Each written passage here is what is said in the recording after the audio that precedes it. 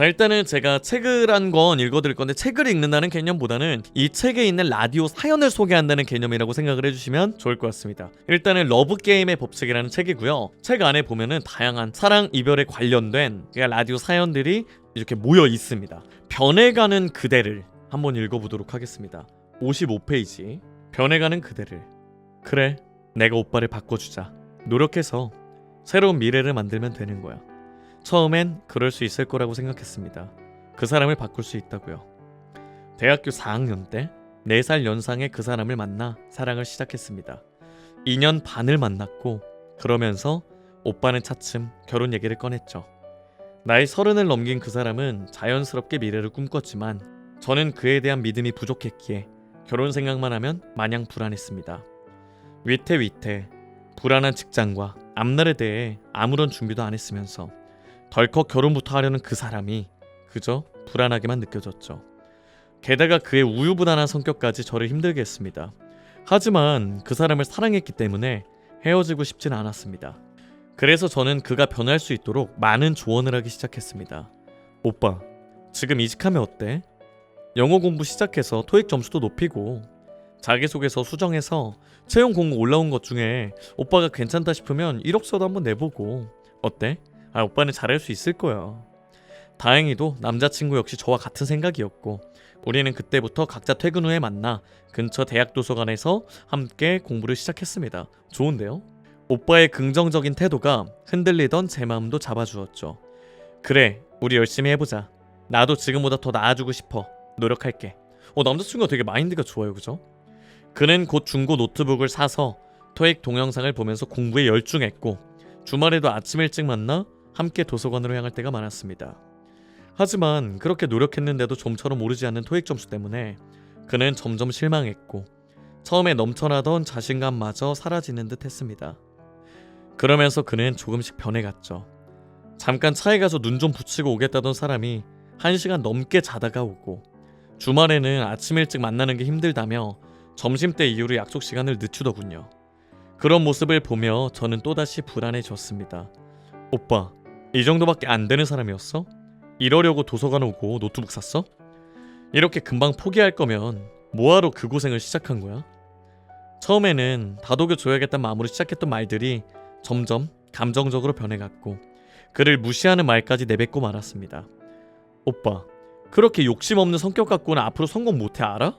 그렇게 남자친구의 자존심에 상처내며 독한 잔소리만 할 줄 알았지, 그 사람의 상황과 마음을 이해하려고 들지는 않았습니다. 이거 속상한데요, 그죠? 그러던 어느 날 밤, 그 사람이 집 앞으로 찾아왔습니다. 나는 널 만족시켜줄 사람이 아닌 것 같아. 너는 좋은 애니까 나보다 더 멋진 남자 만날 수 있을 거야. 그러니까 이렇게 바보 같은 나랑 만나지 말고, 나도 너랑 헤어지는 거 힘들겠지만 같이 있으면 더 힘들어질 거야. 우리 헤어지자. 가장 힘들고 불안했던 건 그 사람 자신이었을 텐데, 저는 뒤늦게 깨닫고 그를 붙잡아 봤지만 달라지는 건 없었습니다. 그렇게 우리는 지난 봄에 헤어졌습니다.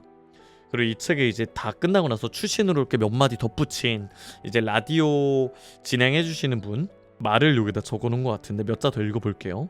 지나친 강요보다는 나는 당신을 응원하고 있다는 믿음, 그런 것을 주는 것, 그것이 그 사람을 변화시키는 가장 큰 힘입니다. 처음엔 사랑하는 사람의 발전을 위해 시작된 조언과 충고가 그 사람의 자존심을 다치게 한다면 그는 당신 곁에서 점점 멀어질 테니까요. 내가 생각한 것과 말이 다르게 나오는 경우가 굉장히 많아요. 우리 생각은 그렇지 않은데 좀 자꾸 그런 나쁜 말들을, 잘못된 말들을 뱉는 경우가 있단 말이에요. 이 사연자 분도 아마 마음에 있는 말이 아니라 자꾸 조급해지고, 결혼이라는 그 큰 부분이잖아요. 근데 그런 게 자꾸 다가오니까 부담도 되고 걱정도 되고 너무 스트레스를 받다 보니까 마음에 없는 말들이 조금 과하게 나온 게 아니었을까 라고 생각이 드네요. 그래서 뒤늦게 후회하고 잡아보려 했지만 남자분의 자존감이 많이 떨어지고 자존심도 많이 상한 상태여서 아마 잡히지 않은 것 같은데, 이렇게 이별하고 나면은 그 죄책감 같은 게 남잖아요. 결국 지나고 나서 죄책감이 남고 후회가 남는 연애보다는 좀 더 이쁜 연애를 하기 위해서 내가 나 자신을 사실 가꾸는 거잖아. 내가 이쁜 말을 하는 게 상대방을 위함도 있지만 사실 나 자신의 이미지를 굉장히 가꿀 수 있고 자기 개발과도 거의 일맥상통한 부분이라고 생각을 하기 때문에 자, 읽어드리도록 하겠습니다. 그땐 미처 알지 못했던 것들. 우리는 비슷한 점이 참 많았습니다. 사진 찍기를 좋아하고 맛있는 음식점을 찾아다니는 취미까지. 그야말로 찰떡궁합이었죠. 그런데 남자친구는 맛있는 걸 좋아하는 것에서 그치지 않았습니다. 군대에 있을 때부터 먹는 걸로 스트레스를 풀기 시작하더니 제대 후에도 그 버릇이 남아서 그런지 점점 살이 찌기 시작했습니다. 그렇게 한 해, 두 해가 지나고 보니 키 181에 72kg이던 날씬한 모습은 사라지고 115kg의 거구가 되어버렸습니다. 40kg가 찐 거예요. 군대 전역 후에. 그러는 사이 남자친구는 대학을 졸업하고 여러 곳에서 면접을 봤지만 매번 낙방을 하면서 점점 자신감을 잃어가는 듯 했습니다. 이게 또 외모가 아무래도 좀 자신감, 자존감에 영향을 진짜 많이 끼치죠, 그죠? 취업 문제로 힘들어하는 그를 지켜보는 저 역시 많이 속상했죠. 면접에서 계속 떨어지는 건 아무래도 뚱뚱한 몸 때문이라는 생각이 들었습니다. 살 좀 빼봐. 살 빼면 바로 취업된다 너. 바나나 다이어트, 콩 다이어트, 다이어트도 종류가 되게 많잖아. 한번 해봐, 응? 제 얘기를 듣더니 남자친구도 요즘 살이 쪄서 그런지 조금만 걸어도 숨이 많이 차더라며 다이어트를 해보겠다고 했습니다. 그래, 살 빼서 취직도 하고 건강도 챙기고 나 야식도 안 먹을 테니까 기대해. 내가 꼭 성공하고 만다. 하지만 그의 몸무게는 시간이 흐를수록 줄어들기는커녕 점점 늘어가기만 했습니다.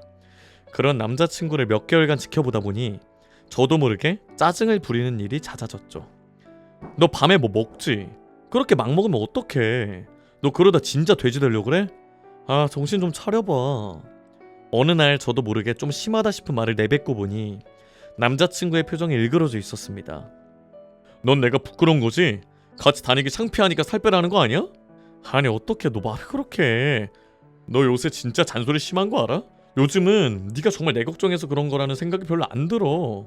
솔직히 난 나를 바꾸려는 사람보다는 있는 그대로 나를 좋아해주는 사람이 좋다고. 저는 오해라고 언성을 높여봤지만 한번 틀어진 감정을 추스르는 건 정말 어려웠습니다. 그 후로도 번번이 왜 너는 날 이해해주지 못하냐며 싸우기 일쑤였고 만날 때마다 서로를 원망했죠. 그러다 결국 우리는 서로를 미워하며 헤어지게 됐습니다. 그렇게 헤어진 지 7개월이 지난 며칠 전 지하철 안에서 그를 마주했습니다. 그는 제가 처음에 사랑에 빠졌던 그때 아주 날씬한 모습으로 돌아가 있었죠.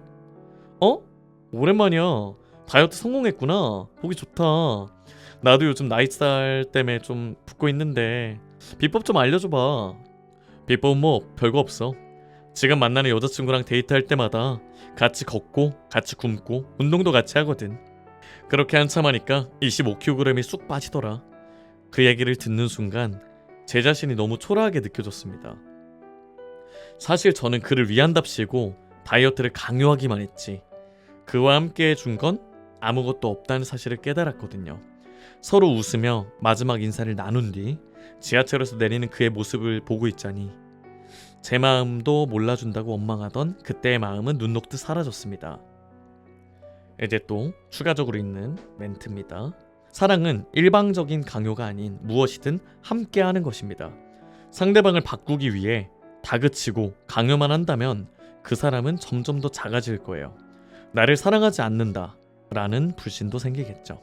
무슨 일이 있어도 너를 사랑하는 마음은 변함이 없다 라는 믿음만은 흐트러뜨리지 마세요 라고 써있네요. 근데 진짜 이게 지금 다이어트 뿐만이 아니라 만약에 다른 상황이 생겼다고 해요. 이 사람이 다른 모습, 변해가는 모습이 살이 쪄가는 그런 모습이 아니고 갑자기 술을 좋아하게 돼서 점점 술을 많이 먹는다든가, 담배를 안 피던 사람이 담배를 갑자기 피게 됐다던가, 말을 이쁘게 하던 사람이 점점 말을 이쁘지 않게 한다던가. 사람은 오래 만나다 보면 자연스럽게 서로 편해지기 마련이고, 그러다 보면은 긴장감이 없어지기 때문에 이제 그런 변해가는 모습을 상대에게 보여줍니다. 근데 중요한 건 대부분의 연인들이 나 자신을 인지하지 못해요. 우리가 워낙 편해지고 있고 오래 만났다는 그 세이프티네, 우리를 지켜주는 그 끈끈한 유대감 같은 게 있다고 생각을 하기 때문에 아무래도 상대를 편하게 대해서 그런 실수를 하는 건데, 정말 잘못된 거죠.